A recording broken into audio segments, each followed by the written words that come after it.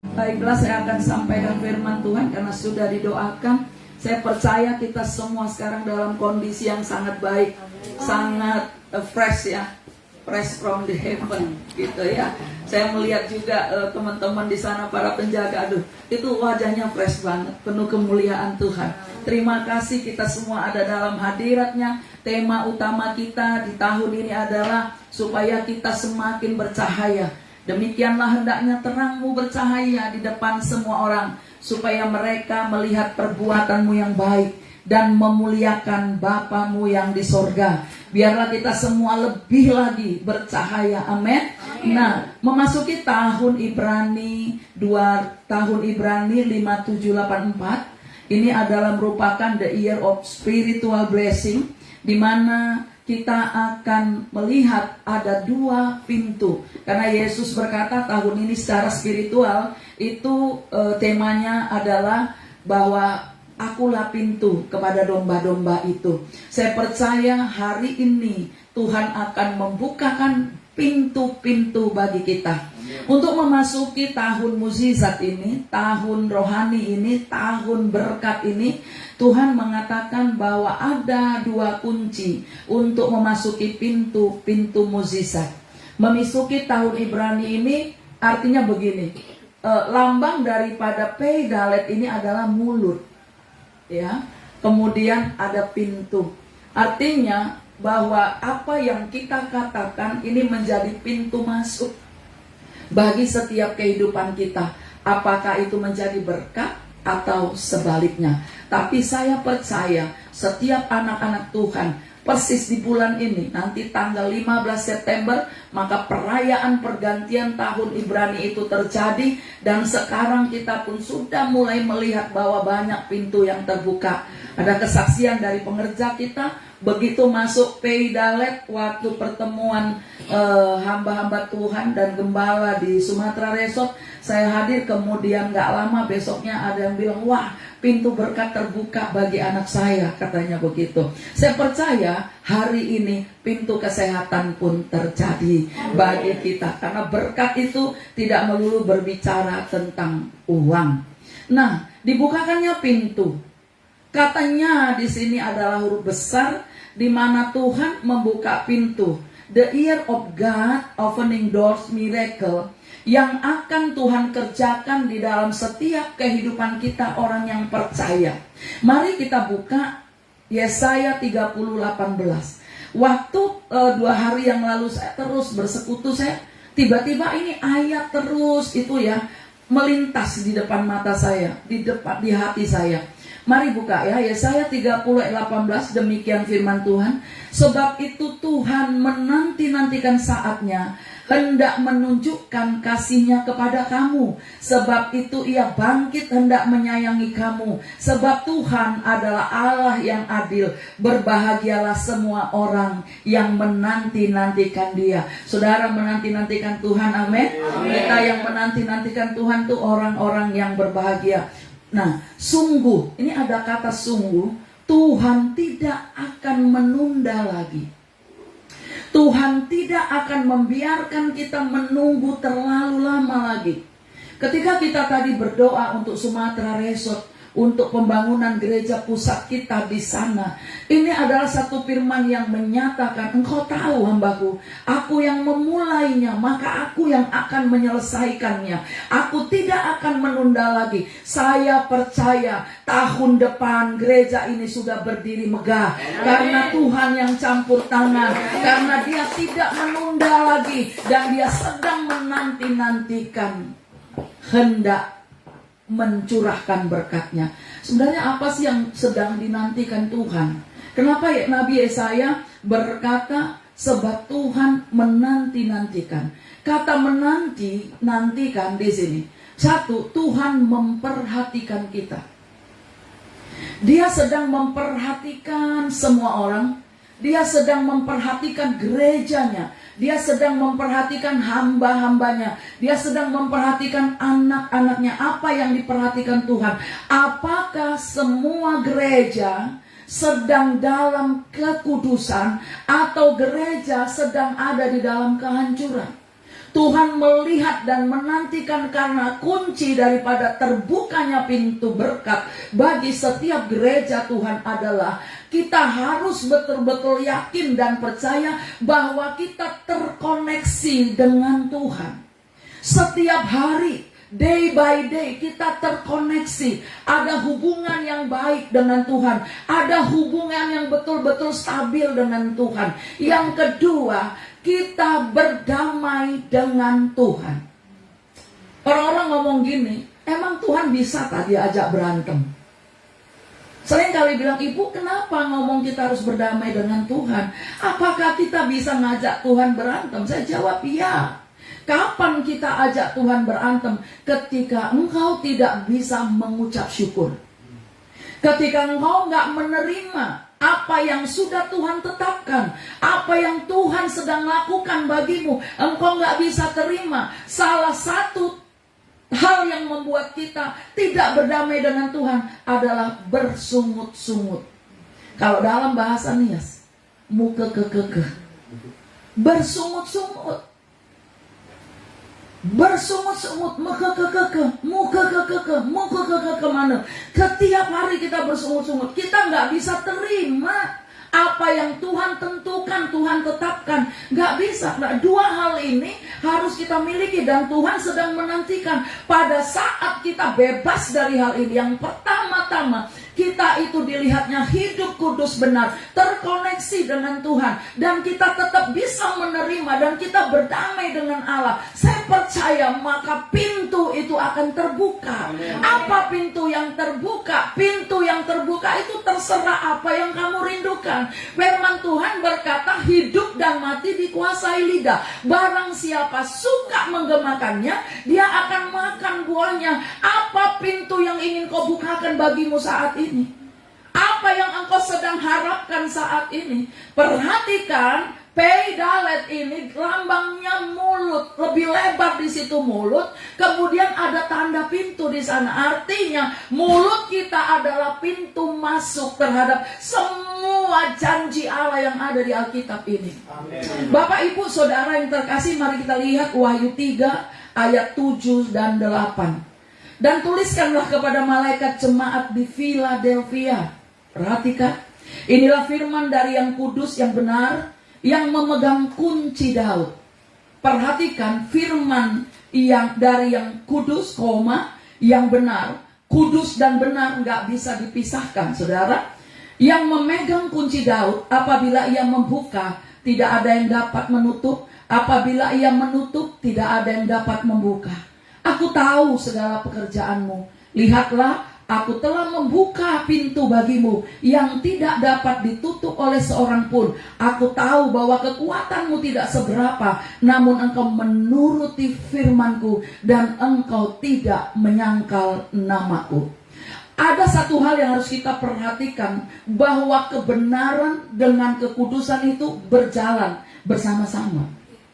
Dia beriringan. Gak ada orang kudus yang hidupnya gak benar. Gak ada orang benar yang hidupnya gak kudus. Perhatikan kata benar ini berbeda dengan baik.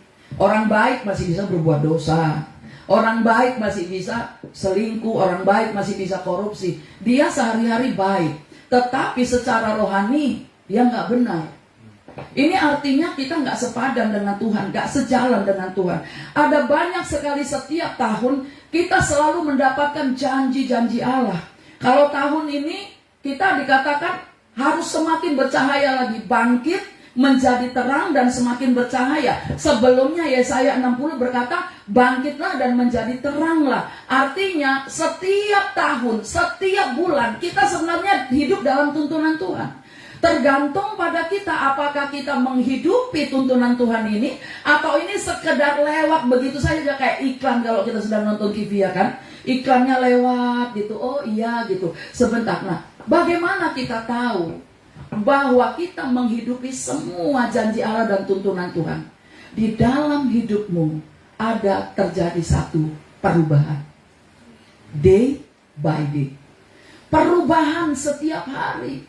Di dalam gereja terjadi terobosan. Di dalam gereja kita menemukan ada banyak mujizat terjadi. Kehidupan kita ditolong oleh Allah. Kita tahu ini akan terjadi setiap hari. Bahkan hamba-hamba Tuhan akan semakin rendah hati. Semakin mengalami tekanan-tekanan semakin hebat. Dia akan semakin muncul ke permukaan. Dia bangkit dan lebih bercahaya lagi. Sebab Yesus berkata, biarlah terangmu bercahaya. Sehingga semua orang bisa melihat kamu. Di mana orang bisa lihat kita? Di gereja. Waktu kita nyembah Tuhan di gereja, enggak saudara. Waktu kita menjalani kehidupan normal setiap hari, Tuhan bisa lihat kita. Saya waktu lagi sidang sinode ya, ini kesaksian saya lihat. Bagaimana Tuhan suruh bilang begini, hambaku lihat, perhatikan. Bagaimana kamu melihat hamba-hamba Tuhan? Saya juga melihat. Karena itu berhati-hati. Ya. Kadang kita lihat kan itu YouTube-nya hebat, bicaranya luar biasa bagus, tapi ketika bersama-sama omongannya gak bisa jadi berkat. Tetapi kadang-kadang orang kok seneng ya lihat begitu. Nah itu urusan mereka. Tetapi Tuhan katakan apa? Kebenaran dan kekudusan gak bisa dipisahkan. Kalau engkau ingin melihat pintu berkat, pintu mujizat, pintu kesembuhan, pintu keberhasilan terbuka bagi keluargamu, terbuka bagi hidupmu, maka kebenaran dan kekudusan ini harus menjadi pegangan utama bagi setiap kita. Amin. Kekudusan dan kebenaran ini adalah sesuatu yang sangat penting bagi kita. Tuhan bilang begini, aku tahu bahwa kekuatanmu gak seberapa. Aku tahu, Tuhan Maha tahu. Dia tahu kekuatan kita gak seberapa.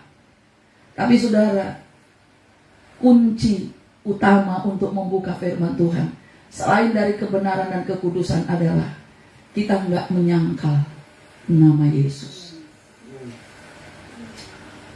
Rasul Petrus pernah menyangkal Yesus secara nyata dengan perkataannya. Ketika Tuhan Yesus sedang mengalami aniaya dan orang-orang Farisi berkata, Petrus ini salah satu temannya, ini pengikutnya. Dan Petrus sampai bersumpah, dan dalam bahasa Ibrani itu artinya begini, mampus aku kalau aku kenal dia. Dia mengatakan itu. Mungkin kita nggak menolak Yesus dengan perkataan kita. Saya selalu bilang begitu kan. Mungkin kita nggak murtad secara menyangkali namanya, tetapi sikap kita bisa menyangkal Yesus setiap hari. Gaya hidup kita bisa menyangkal Yesus. Itulah sebabnya kita harus hati-hati. Prinsip ini harus kita pegang benar. Kata Tuhan, aku tahu kamu gak punya kekuatan, tetapi kalau kamu menuruti firman-Ku dan gak menyangkal namaku, maka aku akan memberikan apa yang kamu minta. Ini kunci utamanya, ya kan? Kita bisa aja nyangkal Tuhan kok dengan sikap kita. Contohnya misalnya begini.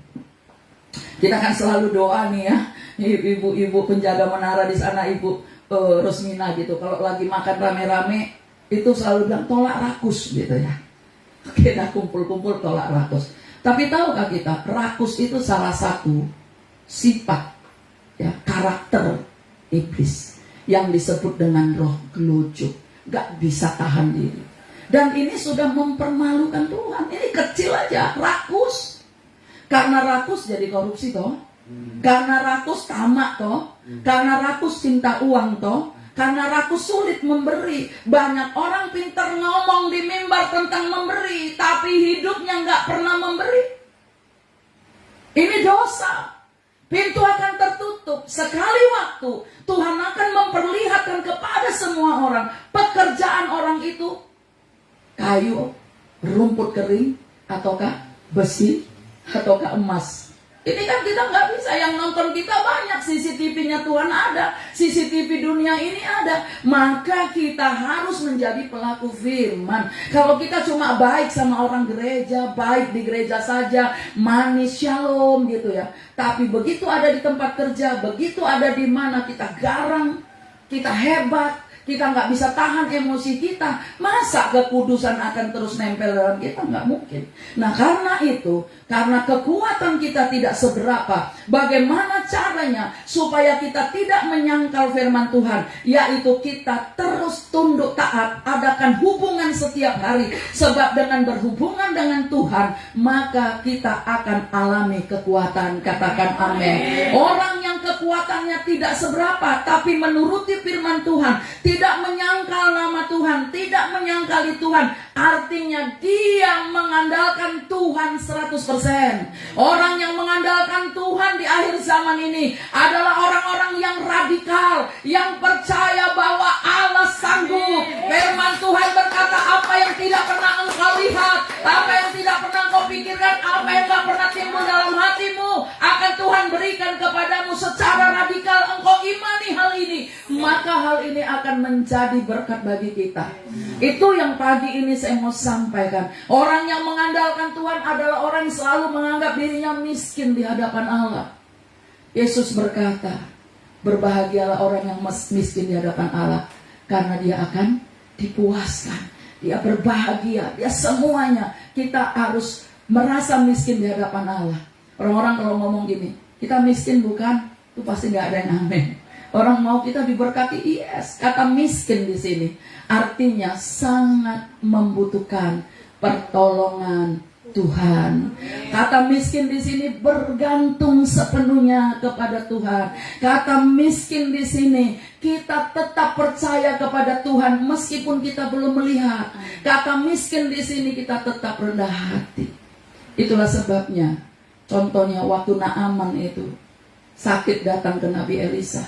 Elisa nggak keluar, cuma pembantunya yang namanya Gehazi ngomong bla bla bla. Cuma disuruh mandi di sungai Yordan. Perhatikan kenapa di sungai Yordan. Dan dia ngomong sungai Barbar di Mesir itu bagus sekali di kampung halamanku, atau Albania ya, Albana gitu ya. Kenapa? Tadi malam itu Tuhan ngomong begini. Kamu tahu kenapa dia harus ke Yordan? Yordan itu tempat yang rendah. Yordan itu tempat yang rendah, ya. Kemiringannya pun miring, ya. Selain rendah dia miring. Orang yang mau ke sana pada waktu itu, kalau sekarang kan sungai Yordannya rata, gampang mau baptis di sana. Pada waktu itu keadaannya miring. Jadi orang yang di sana itu harus berhati-hati, sedikit merunduk, jadi tidak terlalu tegak, sedikit merunduk, kaki tetap kuat. Tuhan ngomong begini, kalau kamu nggak rendah hati, pintu nggak akan terbuka bagimu. Orang sombong akan dibuang sama Tuhan. Tuhan akan tutup pintu. Tapi hari ini, marilah kita rendah hati. Marilah kita jangan menyangkal Tuhan. Ayo kita hidup benar. Ayo kita hidup kudus. Karena cuma inilah satu-satunya cara kita menerima pintu yang terbuka itu. Menerima pintu yang terbuka. Sampai di sini, mari kita berdoa.